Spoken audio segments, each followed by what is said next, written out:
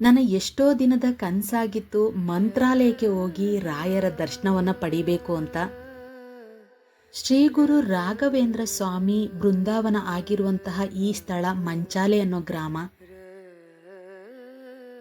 ನೋಡಿ. ಇದೇ ಜಾಗದಲ್ಲಿ ರಾಯರು ಮಲಗ್ತಿದ್ದಂತಹ ಜಾಗ, ರಾಯರೇ ಪ್ರತಿಷ್ಠಾಪಿಸಿದಂತಹ ನಾಗರಕಲ್ಲು. ರಾಯರು ಸುಮಾರು 13 ವರ್ಷಗಳ ಕಾಲ ಜಪ ಮಾಡಿದಂತಹ ಜಪದ ಕಟ್ಟೆ ಇದು. ರಾಯರಿರುವಂತಹ ಮಂತ್ರಾಲಯ ಇರುವಂಥದ್ದು ನೀವು ಏನು ಈಗ ನೋಡ್ತಾ ಇದ್ದೀರಿ, ಇದು ತುಂಗಾಭದ್ರಾ ನದಿ. ಇದರ ತಟದ ಮೇಲೇನೆ ರಾಯರ ಮಂತ್ರಾಲಯ ಇರುವಂತಹದ್ದು. ಇನ್ನು ಈ ಜಾಗದಲ್ಲಿ 12 ವರ್ಷಗಳ ಕಾಲ ರಾಯರು ತಪಸ್ಸನ್ನ ಮಾಡಿದ್ರು. ನಮಸ್ಕಾರ ಸ್ನೇಹಿತರೆ, ನಾನು Nandini. Welcome to my YouTube channel. ಇವತ್ತಿನ ನಮ್ಮ ವಿಡಿಯೋದಲ್ಲಿ ಮಂತ್ರಾಲಯದಲ್ಲಿ ರಾಯರ ದರ್ಶನವನ್ನು ನಾವು ಹೇಗೆ ಪಡ್ಕೊಂಡು, ಹಾಗೆ ಇಲ್ಲಿ ರೂಮಿನ ವ್ಯವಸ್ಥೆ ಹೇಗಿದೆ, ಊಟದ ವ್ಯವಸ್ಥೆ ಹೇಗಿದೆ, ಈ ಸ್ಥಳಕ್ಕೆ ಬಂದಾಗ ನಾವು ನೋಡಬಹುದಾದಂತಹ ಜಾಗಗಳು ಯಾವ್ಯಾವು, ಹಾಗೆ ರಾಯರ ದರ್ಶನಕ್ಕೆ ಬಂದಾಗ ಎಷ್ಟು ದಿನಗಳ ಕಾಲ ನಾವು ಈ ಜಾಗದಲ್ಲಿರುವಂತಹ ಸ್ಥಳಗಳನ್ನು ನಾವು ನೋಡಬಹುದು ಅಂತ ಈ ವಿಡಿಯೋ ಮೂಲಕ ನಾನು ನಿಮಗೆ ತಿಳಿಸ್ಕೊಡ್ತಾ ಹೋಗ್ತೀನಿ. ವಿಡಿಯೋನ ಸ್ಕಿಪ್ ಮಾಡಬೇಡಿ, ಹಾಗೆ ಲೈಕ್ ಕೊಟ್ಟು ಸಬ್ಸ್ಕ್ರೈಬ್ ಆಗೋದನ್ನ ಮರಿಬೇಡಿ. ಕಲಿಯುಗದ ಪ್ರತ್ಯಕ್ಷ ದೈವ ಗುರು ರಾಘವೇಂದ್ರ ಸ್ವಾಮಿ ರಾಯರು 700 ವರ್ಷಗಳ ಕಾಲ ಬೃಂದಾವನವಾದ ನಂತರವೂ ಕೂಡ ಇಲ್ಲಿಯೇ ಜೀವಿಸುವುದಾಗಿ ಅವರೇ ಹೇಳಿದರು. ಹಾಗಾಗಿ ಇಲ್ಲಿಗೆ ಜನ ಯಾರೇ ಕಷ್ಟ ಅಂತ ಬಂದ್ರೂ ಅವರ ಕಷ್ಟಗಳೆಲ್ಲ ತೀರಿ ಅವರ ಇಷ್ಟಾರ್ಥಗಳೆಲ್ಲ ನೆರವೇರ್ತವೆ. ರಾಯರನ್ನು ನಂಬಿದ್ರೆ ಖಂಡಿತ ಅವರ ಇಷ್ಟಾರ್ಥಗಳೆಲ್ಲ ನೆರವೇರಿ ಅವರ ಕಷ್ಟಗಳು ತೀರ್ತವೆ ಅನ್ನೋ ನಂಬಿಕೆಯಿಂದ ಭಕ್ತಾದಿಗಳು ಯಥೇಚ್ಛವಾಗಿ ಮಂತ್ರಾಲಯಕ್ಕೆ ಭೇಟಿ ಕೊಟ್ಟು ರಾಯರ ದರ್ಶನವನ್ನು ಪಡಿತಾರೆ. ಮಂತ್ರಾಲಯ ಇರುವಂಥದ್ದು ಆಂಧ್ರ ಪ್ರದೇಶದ ಕರ್ನೂಲ್ ಜಿಲ್ಲೆಯಲ್ಲಿ. ಈ ಮಂತ್ರಾಲಯ ನಮ್ಮ ಕರ್ನಾಟಕದ ಹಾಗೂ ಆಂಧ್ರ ಪ್ರದೇಶದ ಗಡಿಭಾಗದಲ್ಲಿ ಇರುವಂಥದ್ದು. ಇನ್ನು ನಮ್ಮ ಕರ್ನಾಟಕದ ರಾಯಚೂರಿಂದ ಸುಮಾರು ಒಂದು 40ರಿಂದ 45 ಕಿಲೋಮೀಟರ್ ದೂರದಲ್ಲಿ ಮಂತ್ರಾಲಯ ಇರುವಂಥದ್ದು. ಮಂತ್ರಾಲಯದ ಮುಂಭಾಗದಲ್ಲಿ ನೀವು ನೋಡ್ತಾ ಇರಬಹುದು, ದೇವಸ್ಥಾನಕ್ಕೆ ಹೋಗುವಾಗ ಅದರ ಹೆಬ್ಬಾಗಿಲಿಂದ ನಾವು ಇವಾಗ ಒಳಗಡೆ ಹೋಗ್ತಾ ಇದ್ದೀವಿ. ಇದು ದೇವಸ್ಥಾನದ ಮುಂಭಾಗದ ಚಿತ್ರಣಗಳು. ಇಲ್ಲಿ ರಾಯರು ಏನೇನೆಲ್ಲ ಮಾಡಿದ್ರು ಅದನ್ನೆಲ್ಲ ಪ್ರತಿಯೊಂದನ್ನು ಚಿತ್ರಣದ ಜೊತೆಗೆ ಇಲ್ಲಿ ಕನ್ನಡದಲ್ಲೂ ಕೂಡ ಹಿಂದಿನಲ್ಲೂ ಕೂಡ ಬರೆದಾಕಿದ್ದಾರೆ. ಅದ್ಭುತವಾದ ಒಂದು ಚಿತ್ರಣವನ್ನು ನೀವು ದೇವಸ್ಥಾನದ ಸುತ್ತಲೂ ಕೂಡ ನೀವು ನೋಡಬಹುದು. ಬನ್ನಿ, ದೇವಸ್ಥಾನದ ಒಳಗಡೆ ಇವಾಗ ಹೋಗ್ತಾ ಇದ್ದೀವಿ. ಇದೇ ಒಳಗಡೆ ಇರುವಂತಹ ಒಂದು ದೇವಸ್ಥಾನದ ಒಂದು ಚಿತ್ರಣ. ಏನು ಈ ಬಾವುಟ ನೀವು ನೋಡ್ತಾ ಇದ್ದೀರಿ, ಅದ್ರ ಕೆಳಗಡೆನೆ ರಾಯರ ಬೃಂದಾವನ ಇರುವಂತಹದ್ದು. ರಾಯರ ದರ್ಶನಕ್ಕೆ ಹೋಗುವಾಗ ಇಲ್ಲಿ ಸುಮಾರು ಗೇಟ್ಗಳಿದ್ದಾವೆ, 5, 6, 7, 8 ಅಂತ ಗೇಟ್ ನಂಬರ್ಗಳು ಕೂಡ ಇದ್ದಾವೆ. ಅಂದರೆ ಈಗ ವೃದ್ಧರಿಗೆ, ಅಂದರೆ ವಯಸ್ಸಾದಂಥವರಿಗೆ ಅಥವಾ ಗರ್ಭಿಣಿ ಸ್ತ್ರೀಯರಿಗೆ VIP ದರ್ಶನಕ್ಕೆ ಅಥವಾ ಧರ್ಮ ದರ್ಶನಕ್ಕೆ ಒಂದೊಂದು ಗೇಟು ಕೂಡ ಇದೆ. ಅಲ್ಲಿ ನೀವು ಕೇಳ್ಕೊಂಡು ಒಳಗಡೆ ಹೋಗಬೇಕಾಗುತ್ತೆ. ಮಂತ್ರಾಲಯದಲ್ಲಿ ಈಗ ನೀವು ನೋಡ್ತಾ ಇರ್ಬೋದು, ಒಂದೆಜ್ಜೆ ನಮಸ್ಕಾರ ಮಾಡುವಂಥವರು, ಉರುಳು ಸೇವೆ ಮಾಡುವಂಥವರು ಇಲ್ಲಿ ತುಂಬ ಮಾಡ್ತಿರ್ತಾರೆ. ಇಲ್ಲಿ ಮಂತ್ರಾಲಯಕ್ಕೆ ಬಂದವರೆಲ್ಲ ಹರಕೆ ಹೊತ್ಕೊಂಡು ಒಂದೆಜ್ಜೆ ನಮಸ್ಕಾರ ಹಾಗೆ ಉರುಳು ಸೇವೆ ಕೂಡ ಮಾಡಬಹುದು.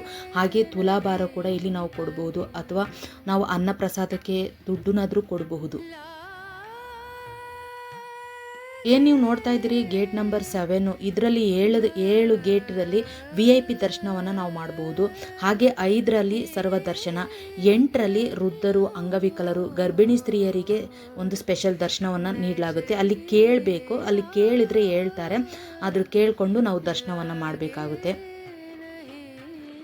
ದೇವಸ್ಥಾನದ ಒಳಗಡೆ ಗುರು ರಾಘವೇಂದ್ರ ಸ್ವಾಮಿಯ ಅದ್ಭುತವಾದ ಕೆಲವೊಂದು ಫೋಟೋಗಳನ್ನ ಇಲ್ಲಿ ಇಟ್ಟಿದ್ದಾರೆ. ನೋಡ್ತಾ ಇರ್ಬೋದು ನೀವು, ಪಂಚಮುಖಿ ಆಂಜನೇಯನ ದರ್ಶನವನ್ನು ಅವರು ಪಡ್ಕೊತಾ ಇರೋದು. ಹಾಗೆ ಅವರು ದಿವ್ಯ ವ್ಯಕ್ತಿಗಳ ಅವತಾರಗಳಾಗಿ ಹುಟ್ಟಿರುವಂತಹದ್ದು. ಹಾಗೆ ಅವರ ಕನಸಲ್ಲಿ ವೆಂಕಟನಾಥ ಬಂದು ಜನಿಸ್ತಾರೆ ಅಂತ ಹೇಳುವಂಥದ್ದು. ಹೀಗೆ ಮೂಲ ರಾಮನ ಪೂಜೆ ಮಾಡ್ತಾ ಇರುವಂತಹದ್ದು. ತುಂಬ ಹೀಗೆ ಇಷ್ಟೊಂದು ಫೋಟೋಗಳನ್ನ, ಬಹುಮುಖ್ಯವಾದಂತಹ ಕೆಲವೊಂದು ಫೋಟೋಗಳನ್ನ ಅಲ್ಲಿ ದೇವಸ್ಥಾನದ ಒಳಗಡೆ ನಾವು ನೋಡಬಹುದು. ಇವಾಗ ಒಳಗಡೆ ಹೋಗ್ತಾ ಇದ್ದೀವಿ. ಒಳಗಡೆ ಇದು ಸರ್ವದರ್ಶನಕ್ಕೆ ಇರುವಂತಹ ಜನರು. ಇದು ನಾವು ಹೋದಾಗ ಏಕಾದಶಿ ದಿನ ಆಗಿರೋದ್ರಿಂದ ರಾಯರಿಗೆ ಸಿಂಪಲ್ ಆಗಿ ಒಂದು ಹೂವಿನ ಅಲಂಕಾರವನ್ನು ಮಾಡಿದರು. ಏನು ನೀವು ನೋಡ್ತಾ ಇದ್ದೀರಿ ರಾಯರ ವಿಗ್ರಹ, ಅದರ ಪಕ್ಕದಲ್ಲಿ ದೀಪ ಉರಿತಾ ಇದೆಯಾ, ಅದೇ ಜಾಗದಲ್ಲಿ ರಾಯರು ಬೃಂದಾವನವಾಗಿ ಇರುವಂತಹ ಸ್ಥಳ ಅದು. ಸ್ವಲ್ಪ ನಾವು VIP ಒಂದು ಪಾಸಿಂದ ನಾವೇನಾದರೂ ಒಳಗಡೆ ಹೋದರೆ ಹತ್ರದಿಂದ ನಾವು ರಾಯರನ್ನು ನೋಡ್ಬೋದು. ರಾಯರ ದರ್ಶನವಾದ ನಂತರ ನಾವಿವಾಗ ಹೊರಗಡೆ ಬರ್ತಾ ಇದ್ದೀವಿ. ಇಲ್ಲಿ ತುಂಬಾ ಉರುಳು ಸೇವೆ, ಒಂದೆಜ್ಜೆ ನಮಸ್ಕಾರಗಳು ತುಂಬಾ ನಾನು ನೋಡಿದೆ. ಹಾಗೆ ಇಲ್ಲಿ ದರ್ಶನವನ್ನು ಮುಗಿಸಿ ನಾವು ಬಂದ ಮೇಲೆ ಇಲ್ಲಿ ತೀರ್ಥ ಕೊಡ್ತಾರೆ. ಅಂದರೆ ದೇವಸ್ಥಾನದ ಹಿಂಭಾಗದಲ್ಲಿ ಒಂದು ತೀರ್ಥವನ್ನು ಕೊಡ್ತಾರೆ. ಆ ತೀರ್ಥವನ್ನು ಮರಿದಂಗೆ ತಗೊಳ್ಳಿ.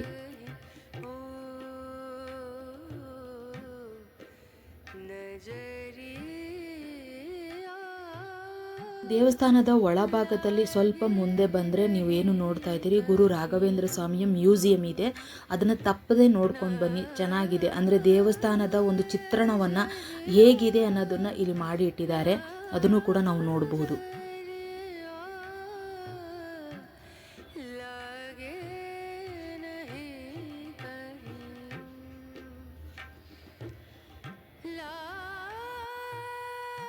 ದೇವಸ್ಥಾನದ ಒಂದು ಸುತ್ತು ಬರುವಾಗ ಇಲ್ಲಿ ನೋಡ್ತಾ ಇರ್ಬೋದು ತುಲಾಭಾರವನ್ನು ಕೂಡ ನಾವು ಇಲ್ಲಿ ಕೊಡಬಹುದು. ಇದರ ಪಕ್ಕದಲ್ಲಿನೇ ಮಂಚಾಲಮ್ಮನ ದೇವಸ್ಥಾನ ಇರುವಂತಹದ್ದು. ಅಮ್ಮನ ದರ್ಶನವನ್ನು ಪಡಿಬೇಕು. ಆದರೆ ಈ ದೇವಸ್ಥಾನಕ್ಕೆ ಬರುವಾಗ ಮೊದಲು ನಾವು ಮಂಚಾಲಮ್ಮನ ದರ್ಶನವನ್ನು ಪಡೆದು ನಂತರ ರಾಯರ ದರ್ಶನಕ್ಕೆ ನಾವು ಬರಬೇಕು ಅಂತ ಹೇಳ್ತಾರೆ. ಆದರೆ ನಾವಿಲ್ಲಿ ಹೋದಾಗ ರಾಯರನ್ನ ಎಷ್ಟು ಬೇಗ ನಾವು ದರ್ಶನ ಆಗಿಬಿಡ್ತದೋ ಅನ್ನೋ ಒಂದು ಆತುರತೆಯಿಂದ ಫಸ್ಟು ರಾಯರ ದರ್ಶನ ಮಾಡ್ದೋ, ನಂತರ ನಾವು ಮಂಚಾಲಮ್ಮನ ದರ್ಶನವನ್ನು ಮಾಡ್ದೋ. ದೇವಸ್ಥಾನದ ಒಳಗಡೆನೆ ಒಂದು ಸೇವಾ ಕೌಂಟ್ರು ಕೂಡ ಇದೆ. ಅಲ್ಲಿ ನೀವೇನಾದ್ರೂ ದೇವಸ್ಥಾನಕ್ಕೆ ಅನ್ನಪ್ರಸಾದ ಕೊಡಬೇಕು ಅಂದರೆ ಅಥವಾ ನಿಮ್ದು ಏನಾದರೂ ಸೇವೆ ಏನಾದರೂ ಕೊಡಬೇಕು ಅನ್ನೋದಾದರೆ ಇಲ್ಲಿ ರಸೀದಿಯನ್ನು ಕೊಡ್ತಾರೆ, ಇಲ್ಲಿ ನೀವು ತಗೋಬೋದು. ನೀವಿವಾಗ ಏನು ನೋಡ್ತಾ ಇದ್ದೀರಿ, ಜನರು ಸರತಿ ಸಾಲಿನಲ್ಲಿ ಹೋಗ್ತಾ ಇರುವಂಥದ್ದು ಧರ್ಮ ದರ್ಶನಕ್ಕೆ, ರಾಯರ ದರ್ಶನಕ್ಕೆ ಹೋಗ್ತಾ ಇರುವಂಥದ್ದು. ದೇವಸ್ಥಾನದ ಎಡಭಾಗದಲ್ಲಿ ಮಂಚಾಲಮ್ಮನ ದೇವಸ್ಥಾನ ಇದೆ, ಅಲ್ಲೂ ದರ್ಶನ ಮಾಡಿ ಇವಾಗ ನಾವು ಆಚೆ ಬರ್ತಾ ಇದ್ದೀವಿ.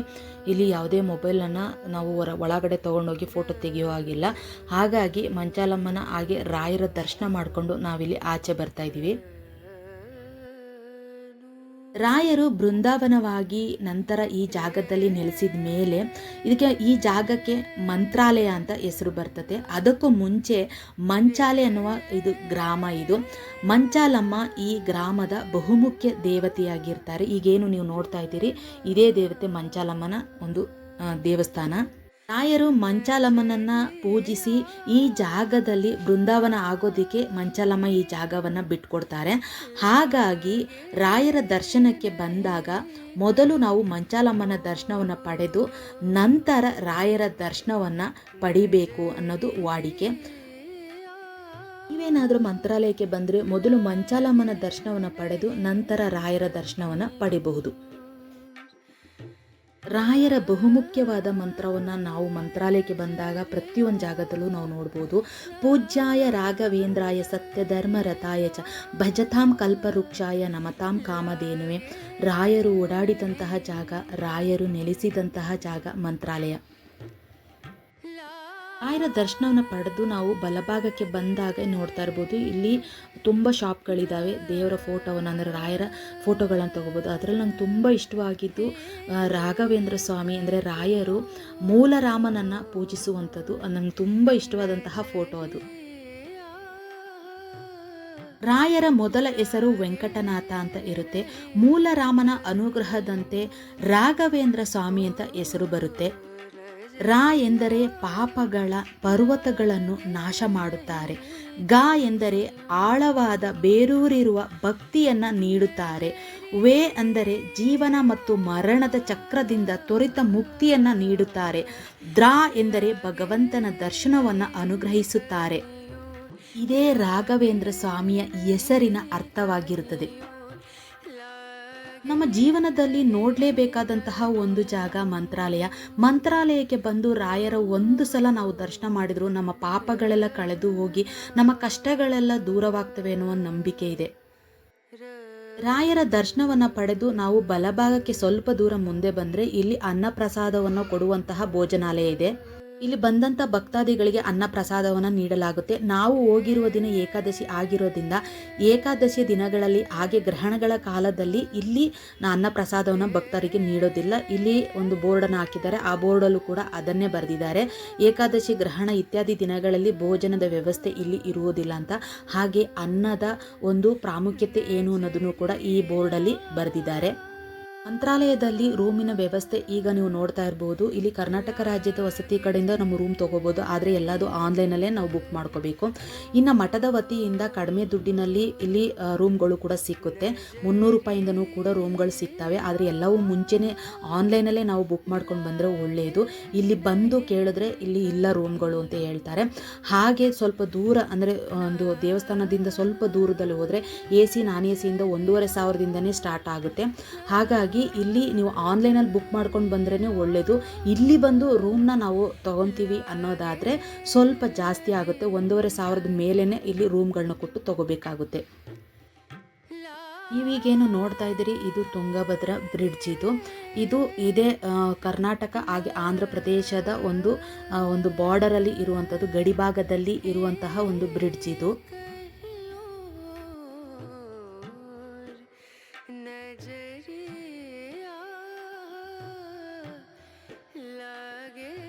ಇಲ್ಲಿ ರಾಯಚೂರು ಮಂತ್ರಾಲಯಕ್ಕೆ ತುಂಬ ಹತ್ರ ಇರೋದ್ರಿಂದ ಇಲ್ಲಿ KSRTC ಬಸ್ಗಳಂತೂ ತುಂಬಾ ಬರ್ತವೆ ಮಂತ್ರಾಲಯಕ್ಕೆ.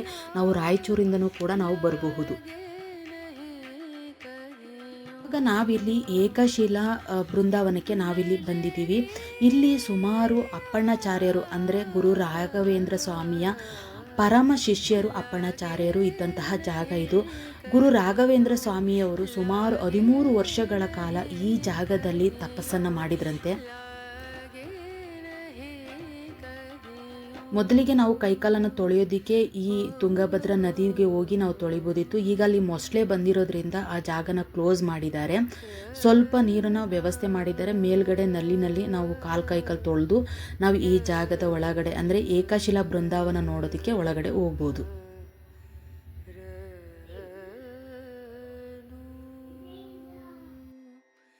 ಅಪ್ಪಣ್ಣಾಚಾರ್ಯರು ಗುರು ರಾಯರ ಪರಮ ಭಕ್ತರು ಹಾಗೆ ಪರಮ ಶಿಷ್ಯರು ಕೂಡ.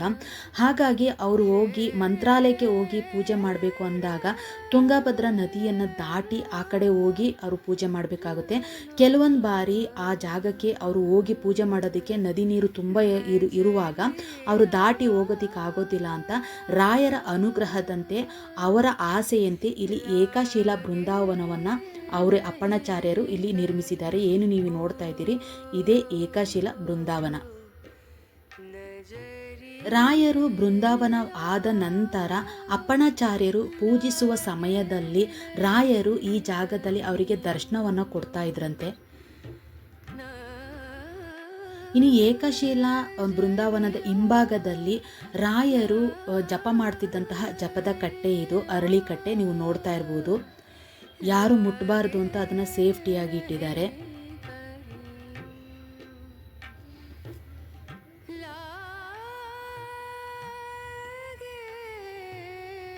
ಇದೇ ರಾಯರು ಜಪ ಮಾಡ್ತಿದ್ದಂತಹ ಜಪದ ಕಟ್ಟೆ. ರಾಯರು ಸುಮಾರು ವರ್ಷಗಳ ಕಾಲ ಇಲ್ಲಿ ತಪಸ್ಸನ್ನು ಮಾಡಿದರು, ಸುಮಾರು 13 ವರ್ಷಗಳ ಕಾಲ. ಹಾಗೆ ಇಲ್ಲಿ ಬಿಚ್ಚಾಲಮ್ಮನನ್ನು ಕೂಡ ಅವರು ಪೂಜಿಸ್ತಾ ಇದ್ರು. ಈ ದೇವಸ್ಥಾನವನ್ನು ನೋಡಿ ಬಾಳೆಹಣ್ಣು ಹಾಗೆ ಬೆಲ್ಲದಿಂದ ಕಟ್ಟಿಸಿದ್ದಾರೆ ಅಂತ ಇಲ್ಲೊಂದು ಬೋರ್ಡ್ ನೋಡ್ದು. ಇದೇ ಬಿಚ್ಚಾಲಮ್ಮನ ಒಂದು ದೇವಸ್ಥಾನ. ಅಂದರೆ ರಾಯರು ಈ ಜಾಗಕ್ಕೆ ಬಂದು ತಪಸ್ಸಿಗಿದ್ದಾಗ ಇಲ್ಲಿ ಬಿಚ್ಚಾಲಮ್ಮನನ್ನು ಕೂಡ ಅವರು ಪೂಜಿಸ್ತಾ ಇದ್ರು. ಇನ್ನು ನೀವು ಫೋಟೋದಲ್ಲಿ ನೋಡ್ತಾ ಇದ್ದೀರಿ ಬಿಚ್ಚಾಲಮ್ಮನ ಹಳೆಯ ಒಂದು ದೇವಸ್ಥಾನ ಹೀಗಿತ್ತು. ಇವಾಗ ಈ ದೇವಸ್ಥಾನವನ್ನು ಸಂಪೂರ್ಣವಾಗಿ ಬದಲಾಯಿಸಿ ಕಟ್ಟಿದ್ದಾರೆ.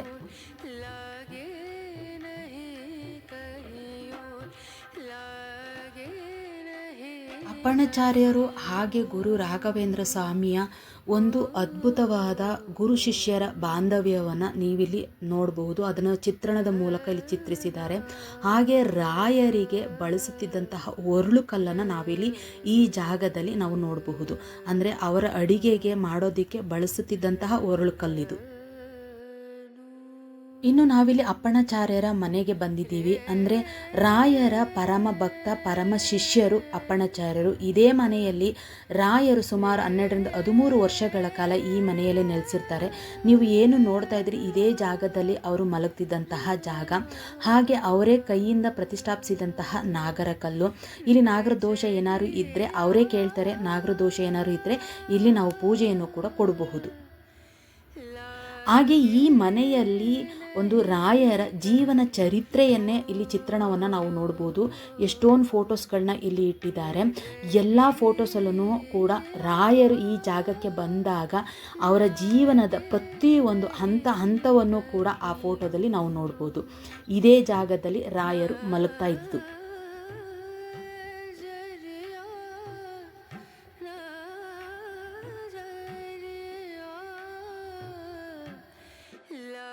ಮಂತ್ರಾಲಯದ ಸುತ್ತಮುತ್ತ ಸುಮಾರು ಜಾಗಗಳಿದ್ದಾವೆ ನೋಡುವಂತಹದ್ದು. ಈಗ ನಾವು ನೋಡಿದಂತಹ ಏಕಶಿಲಾ ಬೃಂದಾವನ, ಅಪ್ಪಣಾಚಾರ್ಯರ ಮನೆ, ಹಾಗೆ ಪಂಚಮುಖಿ ಆಂಜನೇಯನ ದೇವಸ್ಥಾನ, ಇನ್ನು ಅನೇಕ ಸ್ಥಳಗಳನ್ನು ನಾವು ಇಲ್ಲಿ ನೋಡಬಹುದು. ಈ ದೇವಸ್ಥಾನಗಳಿಗೆ ಅಂದರೆ ಈ ಜಾಗಗಳಿಗೆ ನಾವೇನಾದರೂ ಬರೋದಾದರೆ ಆಟೋಗಳು ಕೂಡ ಮಾಡ್ಕೊಂಡು ಬರಬಹುದು, ಮತ್ತು ಓನ್ ವೆಹಿಕಲ್ ಇದ್ರೂ ಕೂಡ ಬರ್ಬೋದು. ಇದು ಮಂತ್ರಾಲಯದಿಂದ ಸುಮಾರು ಒಂದು 20-25 ಕಿಲೋಮೀಟರ್ ದೂರದಲ್ಲಿ ಅಂತರದಲ್ಲಿ ಇಷ್ಟು ನಾವು ಜಾಗಗಳನ್ನ ನಾವು ನೋಡಬಹುದು. ಈಗ ನಾವು ಇಲ್ಲಿ ಪಂಚಮುಖಿ ಆಂಜನೇಯನ ದೇವಸ್ಥಾನಕ್ಕೆ ಬಂದಿದ್ದೀವಿ. ಈ ಜಾಗದಲ್ಲಿ ಇದು ಒಂದು ಗುಹೆ ಥರ ಒಂದು ಬೆಟ್ಟದ ಮೇಲೆ ಇರುವಂತಹ ಪಂಚಮುಖಿ ಆಂಜನೇಯನ ದೇವಸ್ಥಾನ. ಇದು ಆಂಜನೇಯನ ಪಾದಗಳು. ಈ ಜಾಗದಲ್ಲಿ ರಾಯರು ಗುಹೆ ಒಳಗಡೆ ಕೂತು ತಪಸ್ಸನ್ನು ಮಾಡಿರಂತೆ. 12 ವರ್ಷಗಳ ಕಾಲ ಇಲ್ಲಿ ತಪಸ್ಸನ್ನು ಮಾಡಿದ್ರಂತೆ. ಆಂಜನೇಯ ಸ್ವಾಮಿ ಪಂಚಮುಖಿ ಆಗಿ ಇಲ್ಲಿ ರಾಯರಿಗೆ ದರ್ಶನವನ್ನು ನೀಡಿದ್ದಾರೆ. ದೇವಸ್ಥಾನದ ಸುತ್ತಮುತ್ತ ದೊಡ್ಡ ದೊಡ್ಡ ಕಲ್ಲು ಬಂಡೆಗಳನ್ನೇ ನಾವು ನೋಡಬಹುದು. ಇಲ್ಲಿ ಕಲ್ಲುಗಳು ಯಾವ ಥರ ಅಂದರೆ ಮನುಷ್ಯರು ಯಾರೋ ಜೋಡಿಸಿದ್ದಾರೆ ಅನ್ನೋ ರೀತಿಯಲ್ಲಿ ಅದನ್ನು ಇದ್ದಾವೆ. ಆದರೆ ಇಲ್ಲಿ ಇರುವಂತಹ ಪ್ರತಿಯೊಂದು ಬಂಡೆಗಳು ಪ್ರಕೃತಿದತ್ತವಾಗಿ ಅವೆಯಾಗಿ ನಿಂತಿರುವಂಥದ್ದು ನೀವು ನೋಡ್ತಾ ಇರ್ಬೋದು. ದೊಡ್ಡ ದೊಡ್ಡ ಕಲ್ಲುಗಳನ್ನು ಕೂಡ ನಾವಿಲ್ಲಿ ನೋಡಬಹುದು.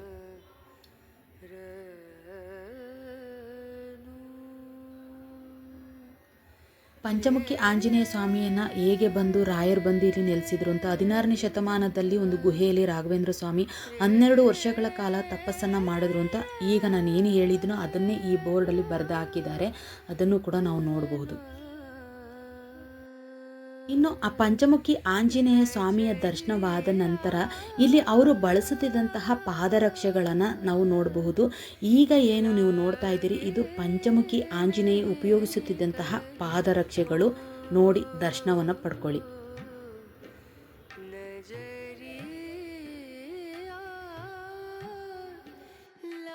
ಮಂತ್ರಾಲಯಕ್ಕೆ ನಾವು ಬಂದರೆ ಒಂದೇ ದಿನದಲ್ಲಿ ರಾಯರ ದರ್ಶನವನ್ನು ಪಡಿಬಹುದು.